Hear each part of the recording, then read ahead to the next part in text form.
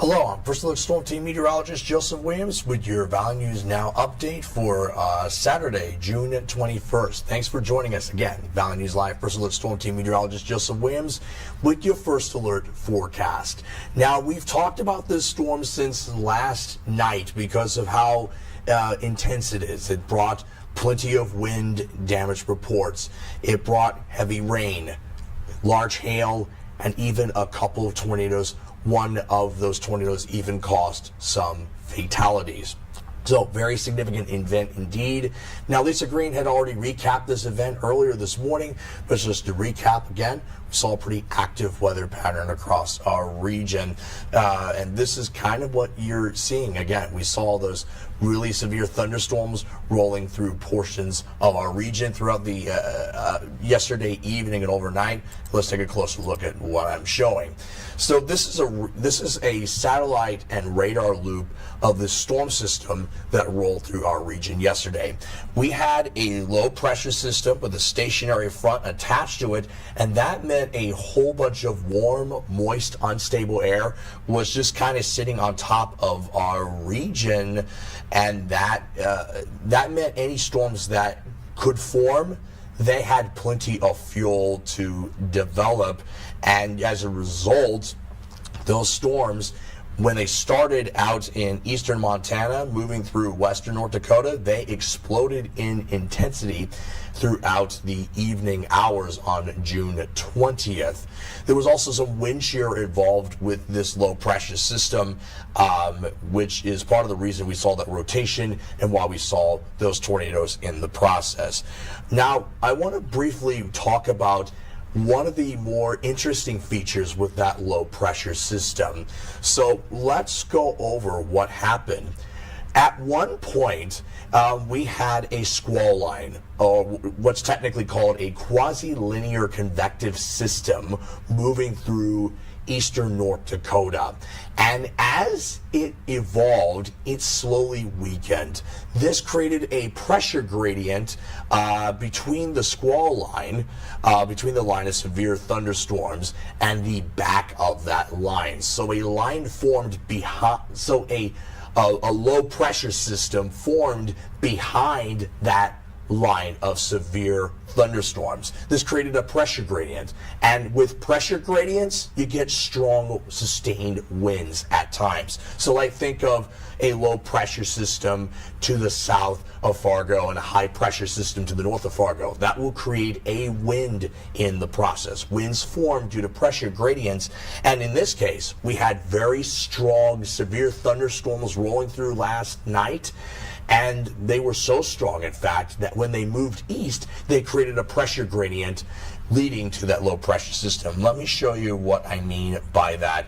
So here's a closer look at that radar loop in the area. So basically we had this was kind of where that wake low ended up forming. We basically had, as that line of storms moved east, it formed a low pressure system behind that squall line, and you can see the rotation with that. In fact, that was that low pressure system that formed with that squall line in the process. So I'm going to try to do I have some technical issues with my little iPad, although it may not appear like that on the screen, so I'm having a little bit more difficulty actually showing you kind of where that wake low formed. But basically, you see where we see some of that rotation out in Jamestown by like around 1 to 2 o'clock in the morning. That was where our wake low ended up forming. So like, we had that low pressure system forming on top of Jamestown. That's where our wake low formed, and that's where we saw some of those strong sustained winds. That was part of the reason for the multitude of wind reports and rain reports across much of our region. Again, we had some of those tornado reports that impacted mainly portions of Stutzman County and Ransom County and Barnes County, with those tornadoes that formed in this portion of southeast North Dakota. But again, we also had those wind reports. The wind reports didn't just come from the thunderstorms. They came in part from that wake low that formed more or less on top of Jamestown because of that squall line weakening just a little bit. So that's what happened. That's why we saw the multitude of storm reports last night. We just had a very dynamic low pressure system, and that led to severe thunderstorms that were so strong that they formed their own low pressure systems, leading to those wind damage reports across much of our region. Today, though, so far, much better. Our weather cam showing sunny skies across our region, but the nice weather's not going to last forever. We do have a low pressure system to the south of us, to the south of Fargo, but that low pressure system, there's not enough lift associated with that low, so I don't anticipate any severe weather heading into tonight, maybe just a few isolated thunderstorms heading into the overnight hours. We will keep an eye on that chance heading into the overnight hours, but for the most part, we're looking at maybe just a slight chance of rain late evening and overnight for tonight. But I do want to interest you on this low pressure system down in the southwestern U.S.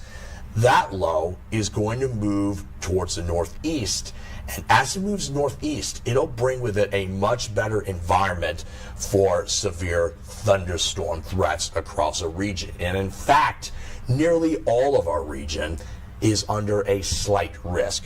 That means scattered severe thunderstorms are possible mostly during the afternoon to late evening hours.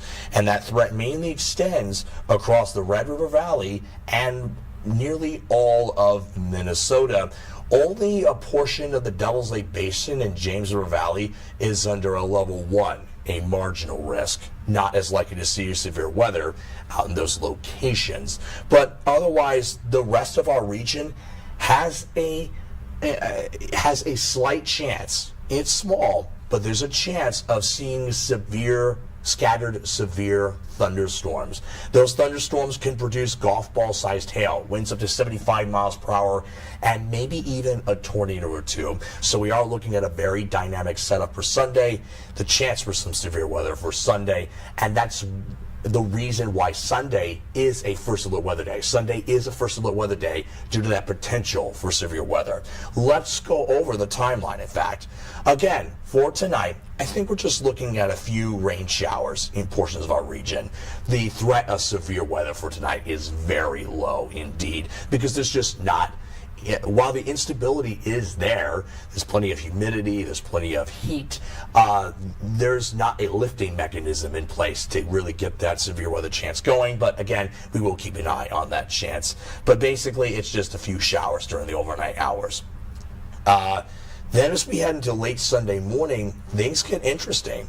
We could see a couple of strong thunderstorms during the late morning hours on Sunday, as indicated by those purple colors in some spots.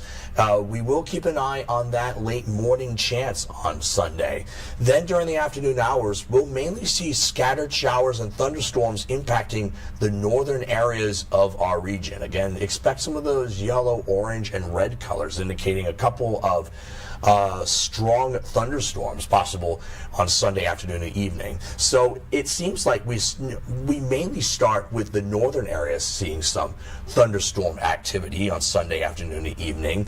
Then as we head into the overnight hours, we could see some more severe weather rolling into the southern areas of our region. This could be another overnight threat heading into Monday morning, and it's all going to depend on where this batch of thunderstorms ends up moving through. One of our other models actually wants this pocket of thunderstorms ripping through much of northwest Minnesota. This model mainly wants the thunderstorms to be impacting southeastern Lakes country, sparing us the worst of that impact in the process. So it's all going to depend on where some of those thunderstorms roll through. Stick with Valley News Live for first alert weather updates as we keep an eye on that threat. But again, to recap, our best chance for severe weather tomorrow will be during the afternoon and evening hours as we head into tomorrow evening.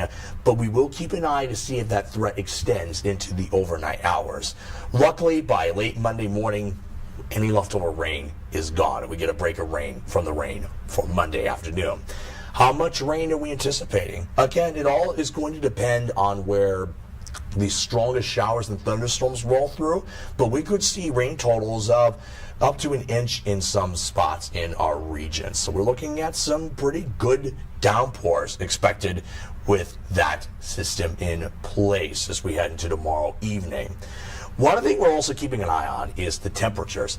This afternoon, scorcher. Some areas in the 90s, mostly in the southern areas of our region, like 92 in Alexandria, 91 in Fergus Falls, 93 in Sisseton. The rest of us in the low to mid 80s. And heat indices much worse still. And that's because we have dew points, lots of moisture in our region. So it's not only hot, it's humid and muggy, so a little bit gross if you're in, say, Alexandria or in Sisseton, for example, with some of those triple-digit readings for heat index. So it may feel like the triple digits in the southernmost areas of our region if you're heading down south for this evening.